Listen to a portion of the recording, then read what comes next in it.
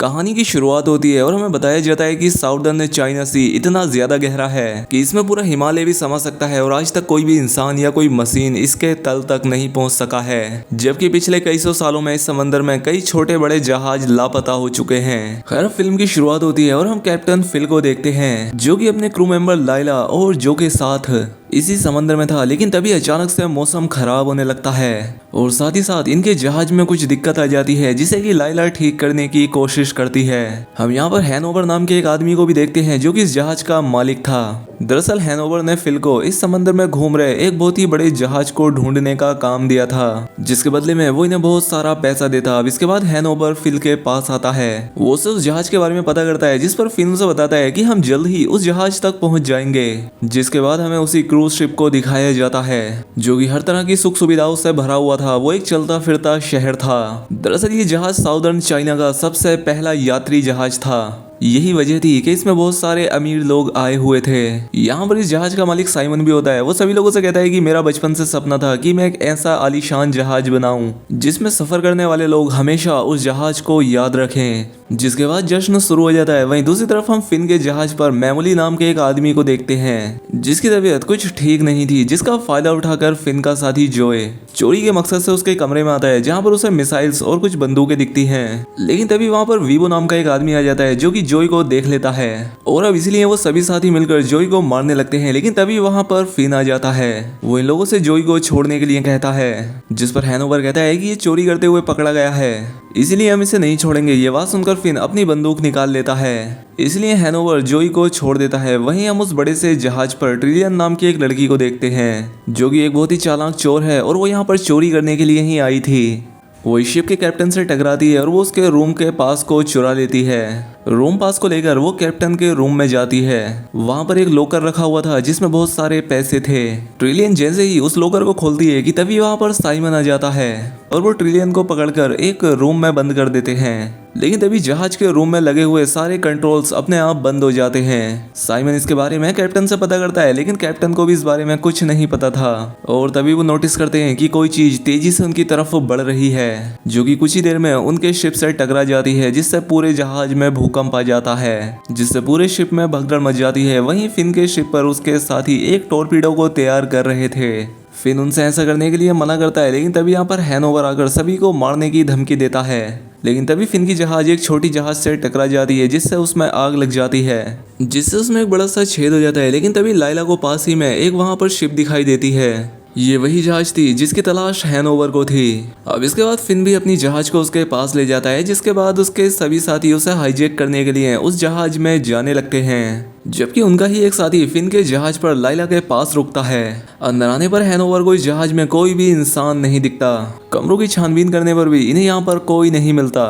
जिसके बाद वो अपनी टीम को अलग अलग जाने के लिए कहता है जिसमें से कि उसकी एक टीम इंजन वाले रूम में जाती है जिसमें ट्रैक्स, जोए, मैमोली और फिन होते हैं। लेकिन तभी यहाँ पर टैक्स को एक अजीब आवाज़ सुनाई देती है और अब वो उस आवाज़ का पीछा करने लगता है। कुछ देर पीछा करने के बाद जब उससे कोई नहीं दिखता तो वो वापस जाने लगता है। लेकिन तभी पीछे से एक अजीब सा क्रीचर उसे घायल करके पानी के अंदर खींच लेता है जिससे यहाँ चारों तरफ खून फैल जाता है जिसे देखकर जोए, मैमोली और फिन यहाँ से भागने लगते हैं। लेकिन तभी वो क्रीचर मैमोली को भी पानी में खींचकर ले जाता है, इसीलिए फिन और जोय अपने आप को एक रूम में बंद कर लेते हैं। वहीं दूसरी तरफ फिन के शिप पर लाइला उस छेद को ठीक कर रही होती है जो कि उस छोटे शिप के टकराने से बना था। लेकिन तभी लाइला को भी यहाँ पर वही आवाज सुनाई देती है जिसके बाद उसे पानी में एक आदमी की लाश दिखती है। वो इसे देखकर डर जाती है और जहाज के ऊपर की तरफ भागने लगती है। लेकिन तभी वो क्रीचर अचानक से लाइला पर भी हमला करके उसे अपने साथ पानी में ले जाता है।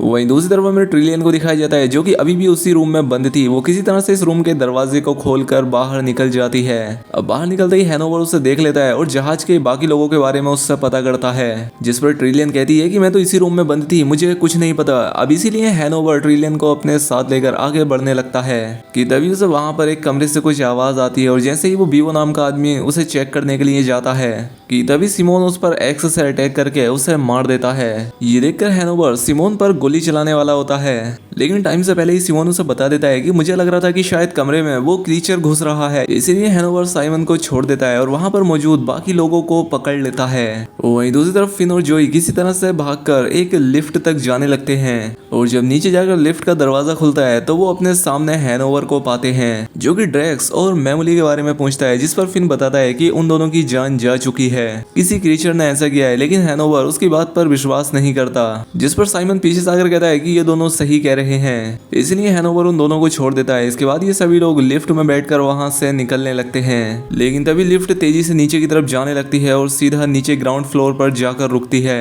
अब तभी लोगों को सामने के दरवाजे से कुछ आवाजें आती हैं, जैसे कि उस दरवाजे को तोड़कर कोई अंदर आने की कोशिश कर रहा हो। और अब ये देखकर सभी लोग वापस लिफ्ट में बैठकर यहाँ से जाने लगते हैं। वहीं दूसरी तरफ फिल के शिप पर जो आदमी था वो लाइला को चेक करने के लिए नीचे आता है, लेकिन लाइला उसे वहां पर नहीं मिलती, इसीलिए वो पूरे जहाज पर उसे ढूंढने लगता है। वहीं दूसरी तरफ वो लोग एक कमरे तक पहुंच जाते हैं और तभी यहाँ पर जोई के कंधे पर कोई चिपचिपी सी चीज आकर गिरती है और जैसे ही वो ऊपर देखता है तो उसे एक एनाकोंडा जैसा एक बड़ा सा क्रीचर दिखाई देता है। अब ये सभी लोग उस क्रीचर को देख लेते हैं और एक साथ मिलकर उस पर फायरिंग करने लगते हैं और गोली लगने पर वो क्रीचर अपने अंदर से एक आदमी को उगल देता है, जिसका आधा शरीर गल चुका था लेकिन वो अभी भी जिंदा था। लेकिन कुछ ही देर में उसकी जान चली जाती है और इसके बाद ये लोग फिर से उस पर गोलियां चलाने लगते हैं, इसलिए वो क्रीचर यहाँ से चला जाता है। अब ये सभी लोग भी यहाँ से भागने लगते हैं, जिसमें फिल और ट्रिलियन बाकी लोगों से अलग हो जाते हैं और अब वो जानवर भी इन दोनों के पीछे पड़ जाता है, जहाँ पर वो आखिर में फिन को पकड़कर खाने ही वाला था कि ट्रिलियन उस पर गोली चलाकर फिन को बचा लेती है। दूसरी तरफ साइमन देखता है कि उस क्रीचर ने जहाज के कैप्टन का पैर पकड़ा हुआ है, लेकिन साइमन कैप्टन को ना बचाकर वहां से भागने लगता है। लेकिन तभी वहां पर फिन आ जाता है और उस जानवर से कैप्टन को बचाता है, लेकिन वो ऐसा नहीं कर पाता। वो क्रीचर कैप्टन को पकड़कर पानी में खींच ले जाता है। अब यहाँ पर साइमन इन सभी से कहता है कि अगर हमें बचना है तो हमें जहाज के सबसे ऊपर वाले फ्लोर में जाना होगा, इसलिए सभी लोग ऊपर जाने का रास्ता ढूंढने लगते हैं और आगे जाकर इन्हें ऊपर जाने की सीढ़ियां मिल जाती हैं। लेकिन हैनोवर का एक साथी गलत रास्ते पर चला जाता है, जहां पर उसे वही क्रीचर पकड़ लेता है और उसे जिंदा ही निगल जाता है। वहीं बाकी लोग वहां से निकलकर एक सेफ रूम में पहुंच जाते हैं और अभी यहाँ से बाहर निकलने के बारे में बात करने लगते हैं, जहाँ पर हैनोवर का आखिरी बचा हुआ साथी बताता है कि रेस्क्यू टीम हमें बचाने के लिए जरूर आएगी, जिस पर फिन कहता है कि हम इंतजार नहीं कर सकते क्योंकि वो क्रीचर यहाँ पर कभी भी आ सकता है। वहीं ये जहाज भी अब धीरे धीरे पानी में डूब रहा था और तभी वो क्रीचर भी वहाँ आ जाता है और हैनोवर के आखिरी बचे हुए साथी को भी अपने साथ ले जाता है और अब इसलिए बाकी लोग भी उस क्रीचर पर गोलियां चलाने लगते हैं, लेकिन तब तक वो यहाँ से भाग जाता है। अब आगे हम देखते हैं कि इनमें से किसी को भी ऊपर जाने का रास्ता नहीं मिल रहा था।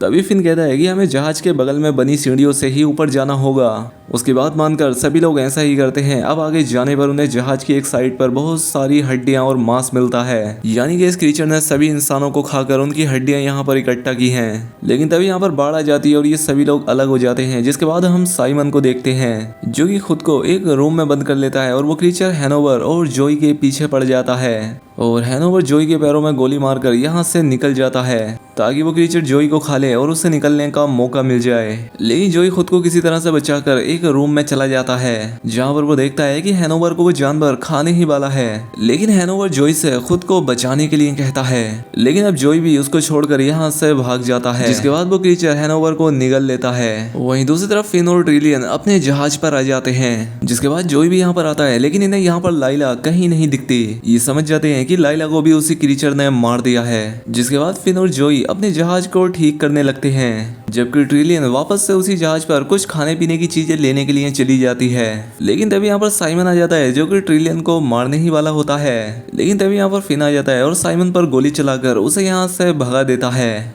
और तभी यहाँ पर एक जोरदार धमाका होता है और यहाँ पर पहली बार फिल और ट्रिलियन को उस क्रीचर का असली चेहरा दिखाई देता है, जो कि ऑक्टोपस जैसा था। वो क्रीचर फिन को पकड़ लेता है, लेकिन इस बार ट्रिलियन गोली चलाकर फिन की जान बचा लेती है, जिस वजह से उस क्रीचर की एक आंख भी फूट जाती है। तभी फिन और ट्रिलियन को वहां पर दो जेट्स की दिखाई देती हैं, जिसे लेकर वो पानी में कूद जाते हैं और उस जहाज से दूर जाने लगते हैं। लेकिन तब तक साइमन भी फिन के जहाज तक पहुंच जाता है। वो उसे लेकर यहाँ से भागने लगता है, लेकिन उसे जहाज चलाना नहीं आता था, इसलिए वो फिन के जहाज को दूसरे जहाज से टकरा देता है, जिससे वहां पर रखे हैनोवर के हथियारों में एक बड़ा धमाका होता है, जिसमें साइमन और वो क्रीचर दोनों ही मारे जाते हैं। दूसरी तरफ फिन और ट्रिलियन बचकर एक आइलैंड पर पहुंच गए थे।